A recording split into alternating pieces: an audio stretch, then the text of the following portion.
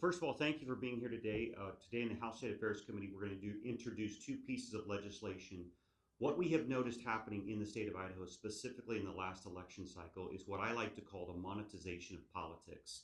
We're seeing a large out-of-state individuals that are spending large amounts of money, specifically PACs.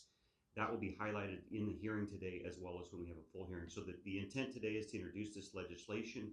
We will probably let it percolate for a couple of weeks so people can digest it and weigh in on it before we take action in the committee. But we just want to let you know that we take it seriously when out-of-state money is being spent, especially dark money out of state. We want to provide more transparency and more clarity around those issues. And so with that, I'll defer now to the Speaker of the House, Mike Moyle.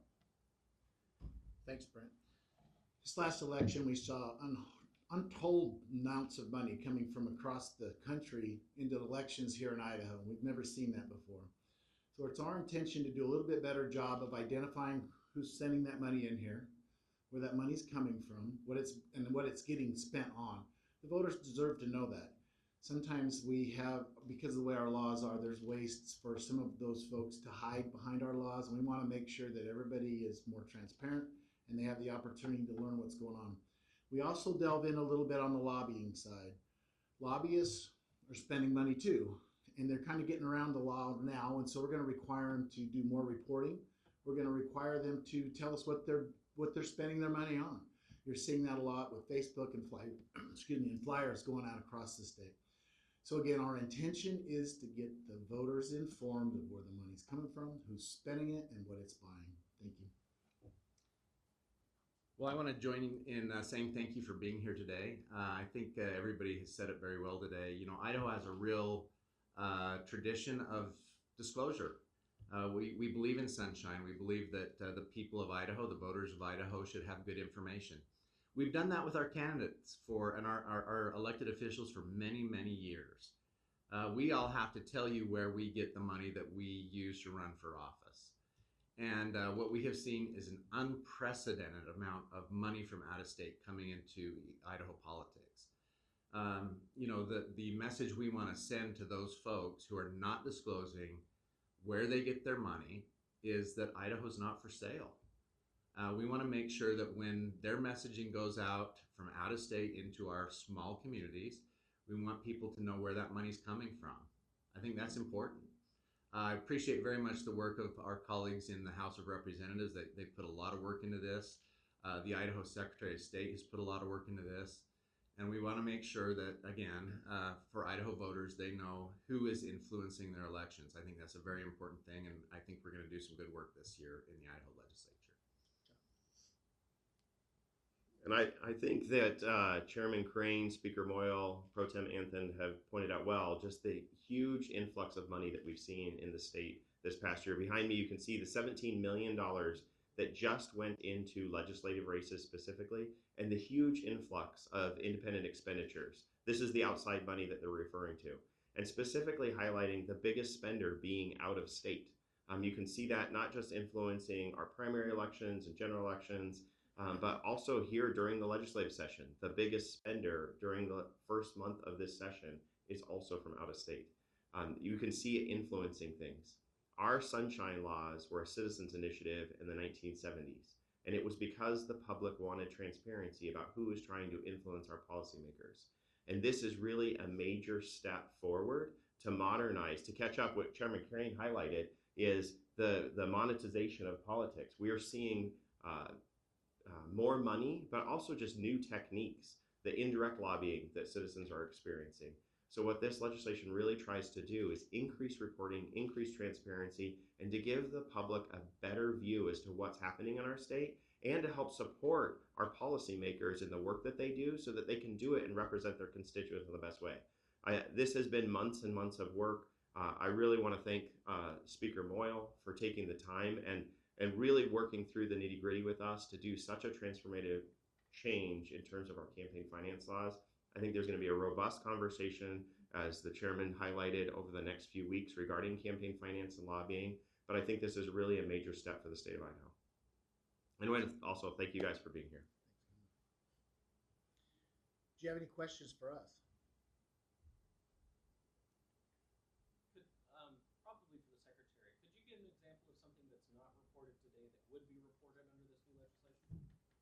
Yeah, I think, as the Secretary of State, I sit right in the center of all this activity, both regulating campaign finance and lobbying. Really, the key that we saw, especially during the primary campaign, is the frequency of our reporting. Our laws are very dated, so there are instances where transactions could be months apart from when it's reported and when it happened.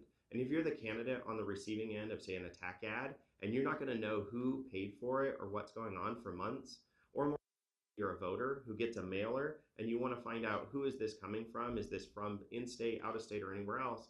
There's not enough frequency. And so really one of the big things this changes in is updating to 48-hour reporting for independent expenditures, increasing even more frequent as we get close to the election. So 24-hour reporting as we get closer.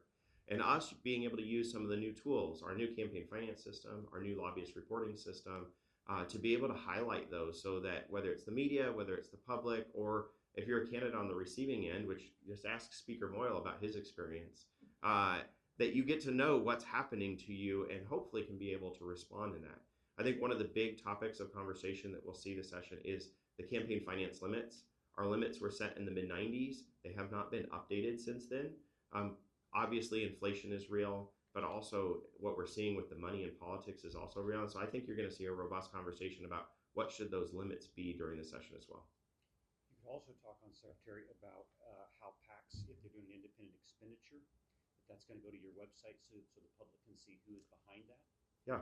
As the chairman highlighted, one of the big things is focusing on the disclosure statements. A lot of our laws, again, it was a citizens initiative in the 70s. We have these requirements, but they're vague. Everyone's familiar with the paid for disclaimer. We now have specific language, as the chairman highlighted, to make sure that a citizen, when they get it, they can easily go to the website and look up that name and find it. So just adding some of that level of detail so that people can actually trace it back.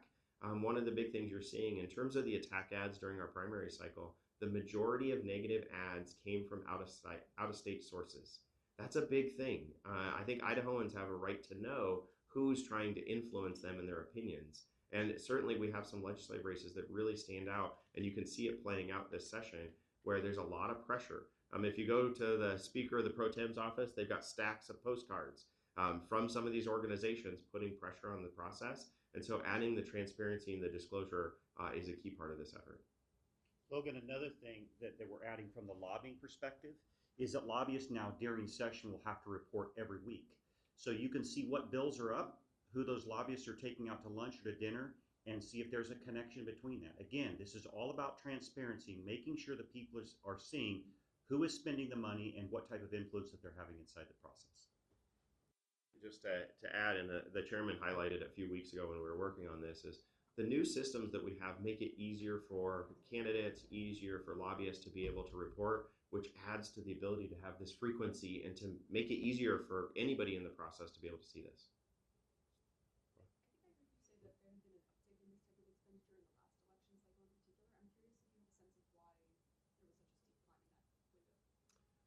That's a great question. I don't know if there's the why, other than we're seeing, I think one of the big things, nationally, when I'm interacting with other secretaries and other sources, is that Idaho is considered a low dollar state.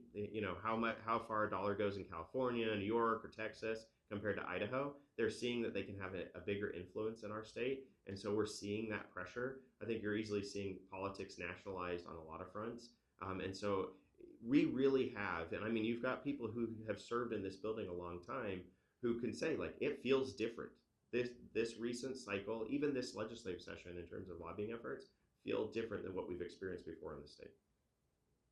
To highlight on, it's not just that Idaho is cheap, but Idaho has been discovered. And so national organizations are looking to do what? Raise money. Why do they want to raise money? Because they want to have influence. And so if they can go in and disrupt the political process inside that state, and then they can show their donors, look, we kicked 10 people out of office here, send us more money. And when I talk about the monetization of politics, what's happening with these groups, individual legislators, they're asking them to stand up and debate on the floor. They're asking them to debate in committee. They're asking them to introduce certain pieces of legislation that they know are not going to go anywhere and jam up our system. Why? So they can send that information out to their donors and say, look, in Idaho, we introduced legislative bill whatever. In Idaho, so-and-so stood up today on the floor. Send us money to fight for this bill. It is the monetization of politics, and it's absolutely destroying politics today.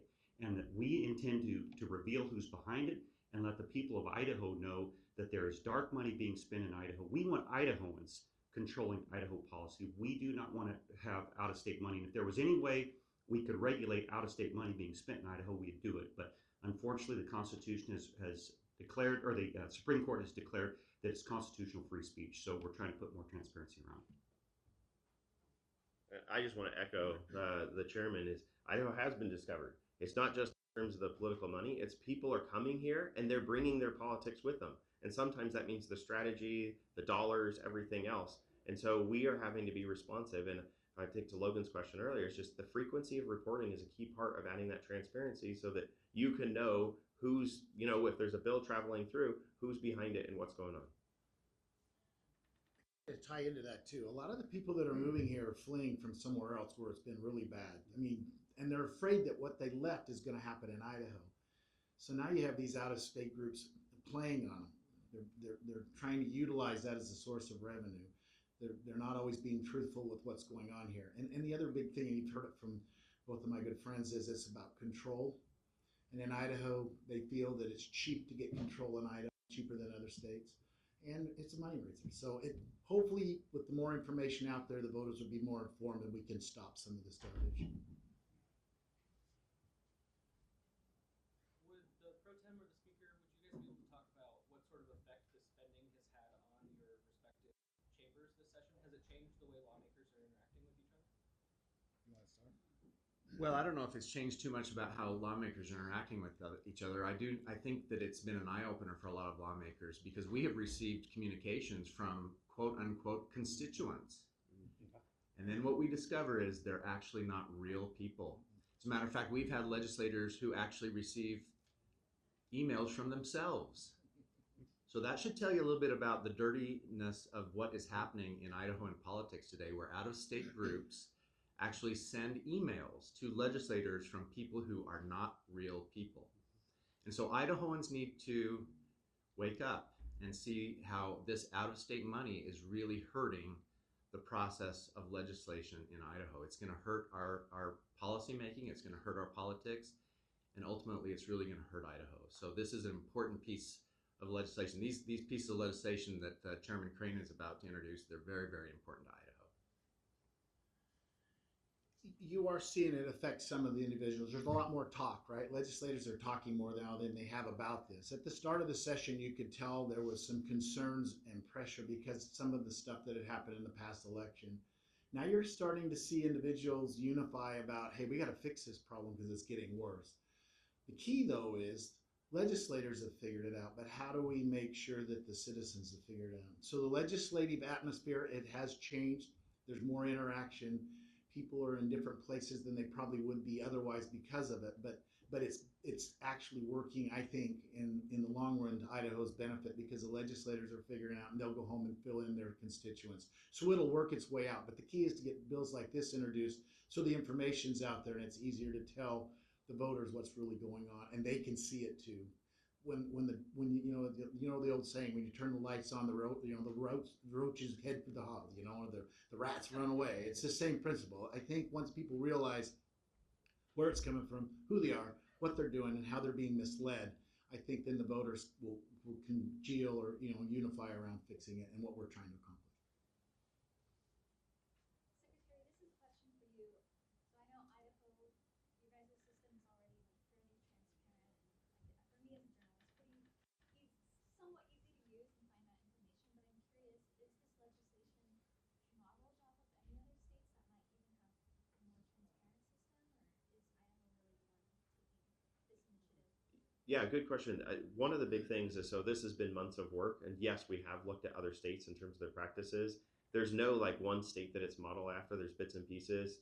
Chairman Crane highlighted is the disclosure statements, adding that specificity so that you can easily look up the name as to who it is, the frequency of reporting, even some of the structure of how limits are proposed in this comes from examples. So the National Conference of State Legislatures, we used a lot of the information of those sources to review and say, what can we pick from other states that have seen this influx of money so that we can be responsive? I will say some of the challenges we're seeing are not unique to Idaho. Other states are struggling with this huge influx in money. Citizens United, which is the Supreme Court case that really opened the floodgates nationally. You're now seeing that trickle down to the states. The chairman alluded to it. Is like, we can't stop free speech, but at the very least, we can add a lot more light to what's going on. Yeah. Maybe it's too soon to say, but is there a sense of if there's a particular issue or topic or party that you're seeing some of this out-of-state funding coming in particularly on? I think that it's special interest groups. It's not a political party. That's not where we're seeing it. It's not the campaigns. It's specific interest groups that are coming from different things. A topic that is obviously big this session, and you can see it in the funding, is school choice was one of the big topics that played in the primary cycle. But there's plenty of others, and so I think it's more that there are people who aren't Idahoans who are trying to influence policy. I think these folks have really alluded to that. And really, it's just us trying to be our eyes wide open in terms of what's happening here in our state. Thank you, Okay, everybody. thank you guys very much.